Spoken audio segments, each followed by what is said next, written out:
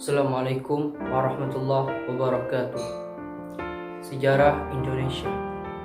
Pada momen kemerdekaan Indonesia 17 Agustus 1945, itu bukanlah akhir dari segala perjuangan pada saat itu. Suatu hari di bulan Oktober 1945, Brigadir Malabi bersama 6.000 tentara Inggris mendarat di Surabaya dengan tujuan untuk mengatur pemulihan tawanan perang sekutu.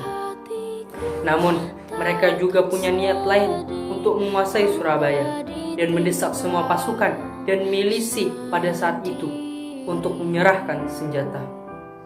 Singkat cerita, Malabi menyuruh pasukannya untuk mengantarkan surat kepada Pak Suryo yang pada saat itu menjabat sebagai gubernur Jawa Timur.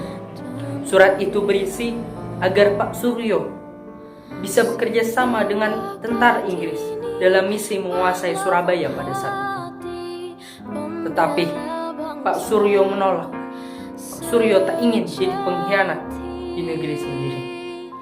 Akhirnya, pada tanggal 9 November 1945, setelah tragedi yang menyebabkan tewasnya Malabi, pasukan Inggris memberikan ultimatum kepada Indonesia untuk menyerah. Jika tidak, Surabaya akan dibombardir. Namun, para rakyat dan pemuda di Surabaya menganggap ancaman ini sebagai pelecehan. Merasa ultimatumnya tidak dihiraukan, Inggris mengirim pasukan besar untuk menyerang Indonesia, sehingga terjadilah pertempuran 10 November. Mengetahui hal itu, Bung Tomo berpidato untuk membangkitkan semangat rakyat dan pemuda Indonesia untuk mempertahankan Surabaya. Tanggal 10 November 1945, tepat pukul 6 pagi waktu Indonesia Barat, meriam-meriam kapal perang Inggris di pelabuhan mulai menembakkan meriam-meriamnya. Dari udara, pesawat tempur Inggris terus menjatuhkan bom dan membombardir Surabaya dengan senapan mesin. Serangan ini berlangsung dari pagi sampai malam. Ribuan rakyat tak berdosa ikut jadi korban. Kampung-kampung tak luput dari sasaran. Surabaya hancur lebur. Di pasar Turi saja ratusan orang yang mau berbelanja tewas. Keesokan harinya, pasukan infanteri Inggris merengsek maju, dilindungi tank dan tembakan mortir. Mereka menduduki kampung Semampir dan Kabalen pada pagi harinya. Presiden dan wali kota Surabaya meminta rakyat untuk mengungsi keluar kota hari itu juga untuk menghindari bertambahnya korban. Tak kurang dari 100.000 rakyat Surabaya meninggalkan kota itu hanya dengan pakaian di badan, tanpa membawa apa-apa. Pertempuran berlangsung sengit dari jalan ke jalan, dari rumah ke rumah, dari satu kubu pertahanan rakyat ke kubu lainnya. Rakyat Surabaya menerjang tank dengan senjata seadanya. Mereka tak takut mati. Sementara TKR dan Laskar memberikan perlawanan yang lebih terorganisir. Tentara Inggris diperas habis-habisan. Inilah pertempuran terberat yang mereka rasakan, sampai ada istilah neraka di Timur Jawa. Mayat bergelimpangan di mana-mana. Surabaya dipenuhi ledakan, rentetan tembakan, dan asap.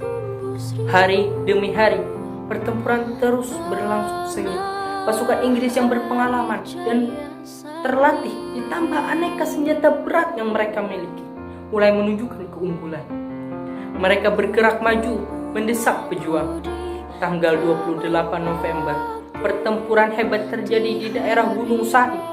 Inilah kubu terakhir pertahanan para pejuang di Surabaya.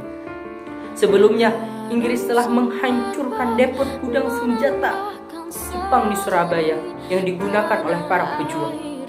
Pasukan Indonesia hanya bisa diusir dari Surabaya setelah pengeboman artileri dan penembakan meriam dari kapal perang secara besar-besaran. Jika dihitung, pertempuran berlangsung lebih dari 28 hari. Padahal Inggris pernah jumawa yakin akan menaklukkan Surabaya kurang dari 3 hari. Para pejuang bergerak mundur keluar kota Surabaya, membangun basis perlawanan di Sidoarjo, Gresik, dan daerah-daerah sekitar.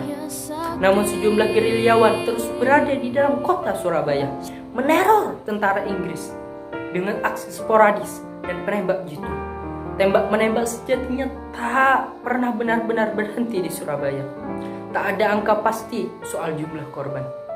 Diperkirakan 600 lebih prajurit Inggris tewas di sana. Sementara dari pihak Indonesia ada 16.000 rakyat dan pejuang gugur. Walau pejuang dipukul mundur, pertempuran Surabaya memiliki arti penting bagi perjuangan kemerdekaan Indonesia.